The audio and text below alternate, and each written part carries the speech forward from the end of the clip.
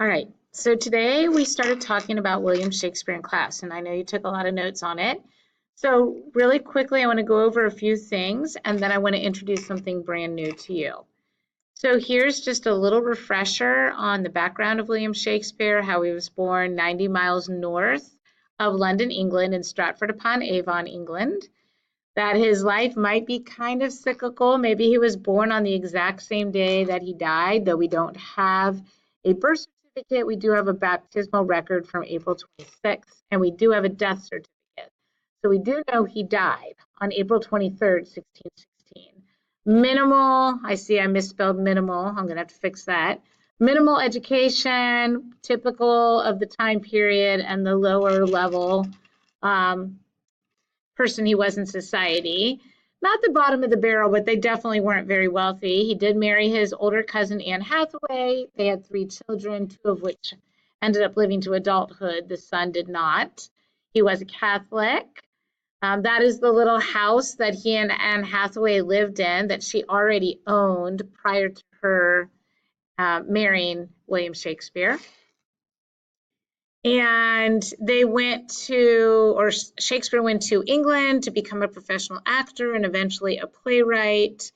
He did live through the Black Death, which was traveling through the area quite often due to those rats and not washing hands. But he did eventually die of a fever. They're not quite sure what caused the fever. They do know he went out on a drinking binge with a couple other buddies and developed a fever that night and then never recovered from that. So moving on to the next slide, he did spend his time living as an actor and a playwright in London. He presumably wrote about 37 plays, about 154 poems, mostly sonnets. And he was also a businessman because he partially owned the Globe Theatre. So he definitely was also a businessman. You notice Shakespeare's not spelled the same way that we normally spell it. Well, back in those days, there really wasn't much grammar. Spelling didn't matter. They spelled their names differently at different times. But mostly we see Shakespeare spelled Shakespeare. But you will find it spelled differently in different documents. He did make up over 1,500 words and phrases. He was a part of the Lord Chamberlain's Men under Queen Elizabeth, and then that got changed to the King's Men under King James. Here's some of the words and phrases that Shakespeare made up that we still use today. So a couple of the words are addiction, arch-villain, bedazzled, cold-blooded, newfangled, scuffle, swagger, and uncomfortable. Some of the phrases that he made up in his plays that we still use today are Wild Goose Chase, Green-Eyed Monster, Seen Better Days, Good Riddance, Lie Low, It's Greek to Me, Love is Blind, and Heart of Gold.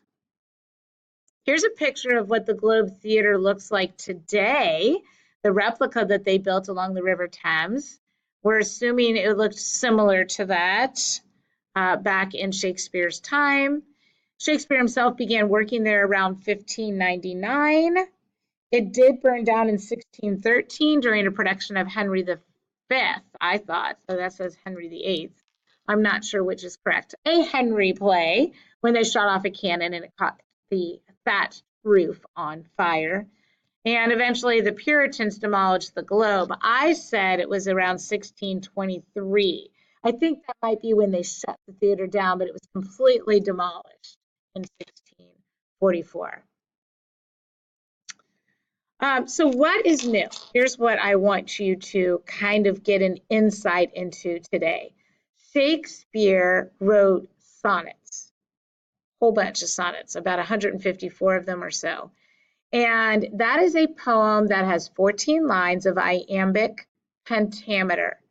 Iambic pentameter, 14 lines of iambic pentameter. So in that 14 lines, what the pentameter has to do with is the rhythm of the poem. And we'll go over this some more in class. So for right now, know that a sonnet has 14 lines. Each line has 10 syllables.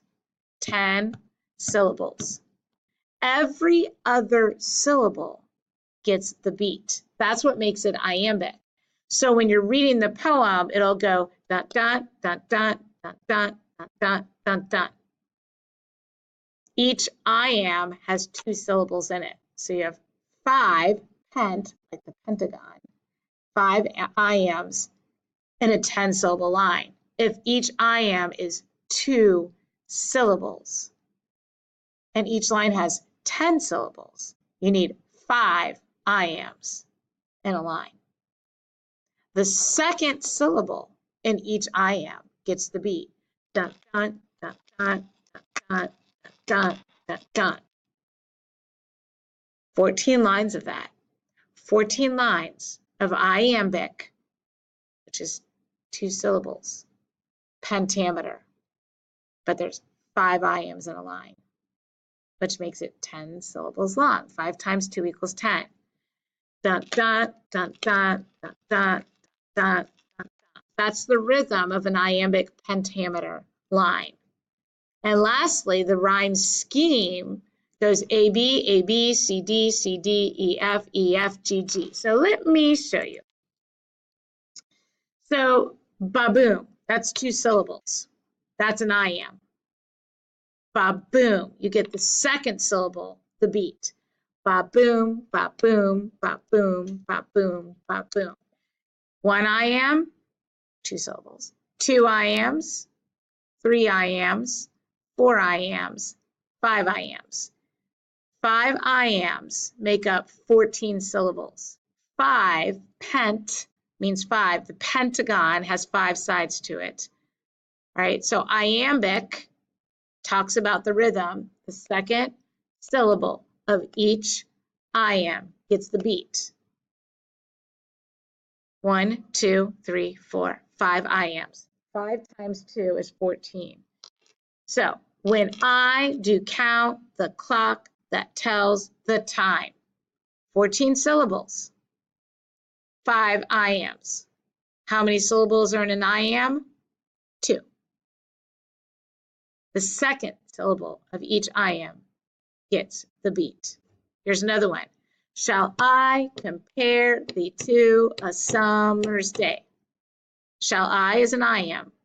I gets the beat. Compare is the iamb. Pair gets the beat. The two is the iamb. 2 gets the beat. A sum is the iamb. The second syllable gets the beat. Mer's day is an iamb, and the second syllable, which is day, gets the beat. Thou art more lovely and more temperate.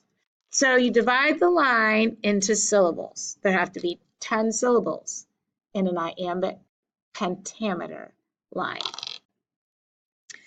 Last one. So here is a complete sonnet. How many lines? 14. There are 14 lines. Each line has how many syllables? 10. If you divide it into iambs, and an iamb is 2 syllables, you'll have 5 iambs in each line. So long as men can breathe or eyes can see.